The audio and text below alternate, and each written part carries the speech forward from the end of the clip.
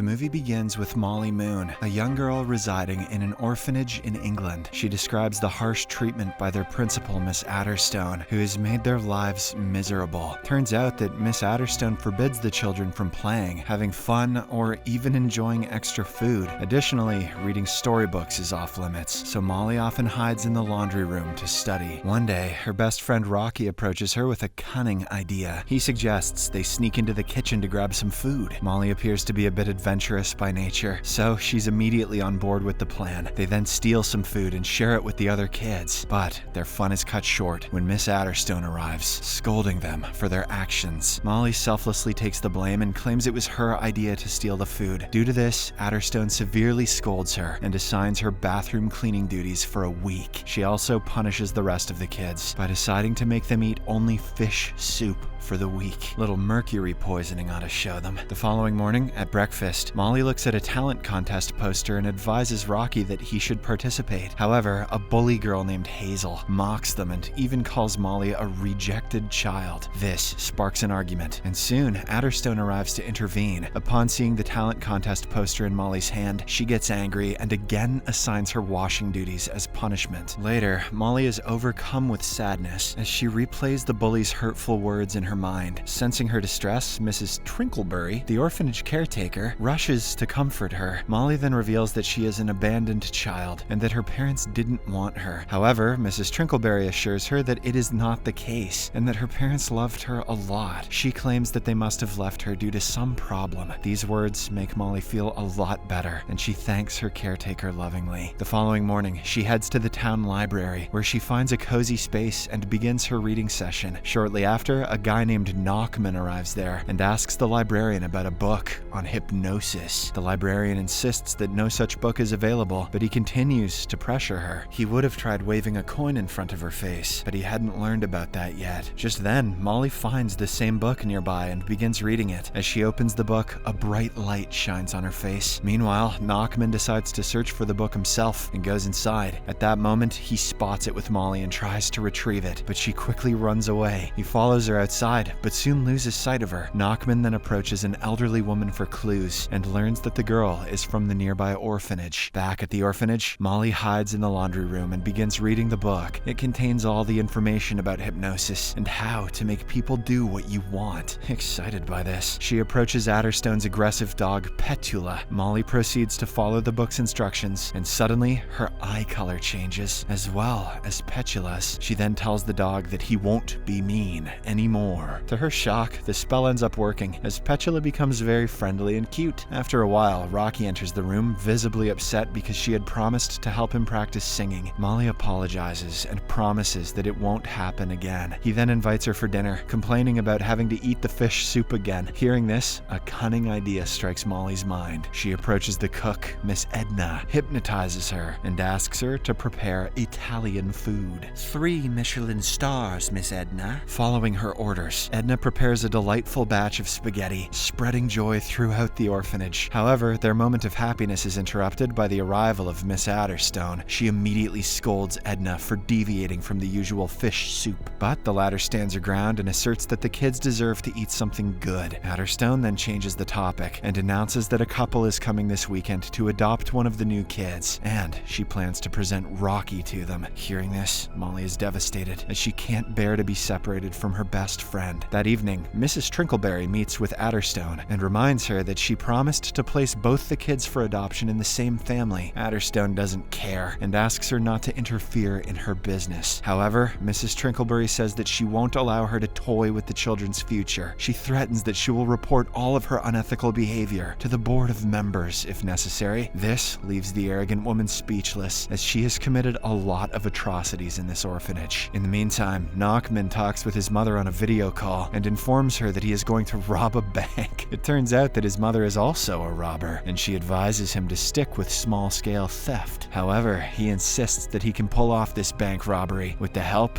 of the hypnosis book. He tells her about Molly and asserts that he will retrieve the book from her anyhow. The following morning, Knockman shows up at the orphanage pretending to look for a job. Adderstone immediately assigns him the task of cleaning the sewage tank, and he reluctantly begins to work. Can't rob a bank if the shitter computer is full. That evening, Molly finishes reading the entire book and gains a lot of information on hypnosis. Meanwhile, Anderson hatches a devious plan to get rid of Mrs. Trinklebury. She asks for her help in fixing a light bulb, and the latter happily obliges. However, as soon as Mrs. Trinklebury climbs onto a chair to fix the bulb, Adderstone pushes her down the stairs, badly injuring her. As a result, she is admitted to the hospital for an indefinite amount of time, where she could easily rat on Adderstone, who is an idiot. The following day at the talent contest, Rocky asks Molly to accompany him so that he won't feel nervous. She tells him to go first and promises that she will join him soon. Once she leaves, she approaches Adderstone in her office and compliments her fashion sense. After talking for a while, she locks eyes with her and successfully hypnotizes her. Molly then tells her that from now on, she will behave kindly with the kids, and on Thursdays, she will twerk to Nickelback. Furthermore, she asks her to put Hazel up for adoption instead of Rocky, and Adderstone promptly agrees. Meanwhile, Rocky anxiously waits for Molly at the talent contest. When she doesn't show up, he reluctantly takes the stage to perform. However, he is soon overcome with nerves, which forces him to give up before completing his act. Later, Molly arrives at the show, but it's too late. The competition is over, and Rocky has already left. In the next scene, the couple arrives for adoption, and Adderstone eagerly greets them. She presents Hazel as a potential adoptee. However, just as the couple is considering their options, Rocky arrives. His charm captivates them, and they ultimately choose to adopt him. By the time Molly returns to the orphanage, she notices Rocky leaving with his new parents. Turns out they're taking him to their home in London. Molly rushes to their car and tries to convince Rocky not to go, but he refuses to listen. Later, a devastated Molly is approached by one of the kids who tries to comfort her. He reveals that Rocky was upset because she broke her promise and didn't show up at the contest. Hearing this, Molly makes the decision to travel all the way to London and bring him back. She packs up her things and goes to Adderstone's office to get Rocky's address. At that moment, Knockman arrives and begins asking her for the hypnosis book. However, she kicks him in the leg and runs away from there. The thug still tries to chase after her, but Petula shows up out of nowhere and attacks him. This forces Knockman to retreat, while Molly decides to take the dog along with her. Afterward, she hypnotizes a bus driver and hitches a free ride to London. I'm not so sure Molly is the hero anymore. Upon her arrival, Molly puts her hypnosis skills to work and stays at a luxurious hotel. This is the first time she's ever stayed outside the orphanage, and she enjoys every minute of it. The following morning, she goes to Rocky's new house and meets him. The boy is delighted to see her and they hug each other affectionately. Molly then reveals that she has learned to hypnotize people, which is how she made it this far. She invites him to come with her, claiming that they will rule the world together. However, Rocky refuses, saying that he has a new family now and doesn't want to abandon them. This devastates Molly, and she returns to the hotel with tears in her eyes. She feels betrayed by her best friend, as they had promised to be by each other's side for life. That evening, as Molly contemplates her next move, she sees a pop star named Davina Nuttall on TV. You don't want to know what her fan base calls themselves. Davina announces that her team is holding an audition for backup dancers and urges young girls to come forward. Molly sees this as the perfect opportunity to become popular, so she heads for the audition. Upon arrival, she gets to know that the director of the show is Barry, so she goes straight to him, engages him in conversation, and hypnotizes him. Barry then starts making calls to his agents, saying he wants to make Molly the next superstar. As a consequence, Molly officially replaces Davina and undergoes a makeover. She appears on various TV shows, and when she is on the street, everyone is excited to see her. Later, during her practice, it becomes evident that she is not so good at singing and dancing. However, the hypnotized Barry continues to praise her, and Davina doesn't understand what's happening. Days later, Molly is about to give her first big performance, and she is very anxious, knowing that she can't dance or sing. She looks into the book on how to hypnotize a large group of people. Meanwhile, Rocky finds out that his new parents are moving to another country, and they have decided to enroll him in a boarding school. Due to this, he ends up getting into a huge argument with them. "You're not my dad!" and locks himself in his room. In the next scene, Molly's performance is about to start, and she arrives nervously on stage. But using her hypnotic skills, she manages to impress the entire audience. On the other hand, Davina breaks into Molly's dressing room to find some evidence against her. While going through her things, she eventually finds the hypnosis book and realizes that it is the secret to her success. Suddenly, Knockman appears and confronts Molly, demanding the book. Their altercation attracts the attention of a nearby security guard, prompting him to investigate. Knockman quickly retreats to the balcony and escapes by dropping into a dumpster below. This guy just loves crap. Meanwhile, his mother watches Molly on television vision and recalls her son mentioning her. She then calls Nachman, informing him of a jewelry heist planned for the next day. She urges him to hypnotize the robbers and steal their loot. Nachman claims that he doesn't have the book, but Mom says that he just needs to find the girl, as she knows all the tricks. Elsewhere, Molly finishes her performance, and the audience happily cheers for her. However, she is consumed by guilt, realizing that her success was achieved through cheating. If only she knew that this is how all pop stars get famous. When she returns to the dressing room, she encounters an enraged Davina. The latter claims that she has been learning music and ballet since she was 6 years old, but all of that was taken away from her in one move. Molly feels really bad for her and apologizes for her mistakes. She says that she doesn't want to be a star anymore. Davina also forgives her and returns her the book, after which Molly decides to go back to the orphanage. While leaving, she crosses paths with Barry and convinces him to cast Davina in the show. Later, Rocky arrives to meet her, and the two finally reconcile. They decide to return to the orphanage together, but their plans are interrupted when they realize Petula is missing. Suddenly, a woman approaches and hands Molly a letter from Nachman, revealing a location where she can retrieve the dog. In the next scene, the two kids reach the said location. Molly instructs Rocky to stay hidden while she confronts Nachman. To her surprise, the thug is wearing glasses, making it impossible for her to hypnotize him. Nachman then puts forward a deal if she wants the dog alive. She has to use her hypnosis skills to control some robbers, planning a jewelry store heist. Molly certainly doesn't want to help him, but she has no choice but to agree. The next morning, the robbers arrive with a truck loaded with jewels. Molly successfully hypnotizes them, allowing Nachman to take control of the truck. They then reach a warehouse, where Molly requests that Nachman release her dog, as she fulfilled her end of the bargain. However, he denies her request, and instead locks her and the dog in a cage. He then attempts to retrieve the jewelry, but soon realizes that the safe can only be opened through eye recognition. Moments later, two new thieves arrive and incapacitate Nachman. They remove their masks, revealing themselves to be Nachman's mother and her lover. It turns out she betrayed her own son, because she considers him useless. She then locks him in the cage along with the other two. After this, she forces Molly to use her skills to bypass the security system, now that they have finally gained access to the jewelry. Mom and her lover start celebrating, but while they are distracted, Rocky secretly approaches Molly with a mirror. He urges her to lock the safe box by reflecting her eyes in the mirror. Molly loves the idea, and she even uses binoculars to enhance her powers. Binoculars enhance, but glasses reflect. Hypnotism has funny rules. And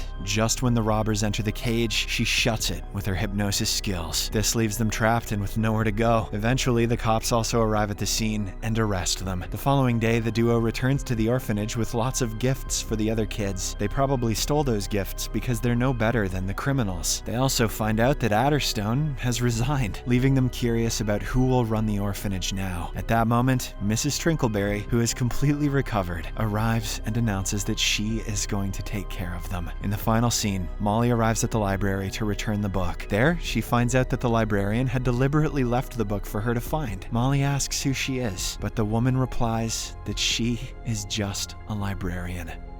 Subscribe for more videos like this, turn on notifications, and leave a like to help the channel out. Thank you for watching.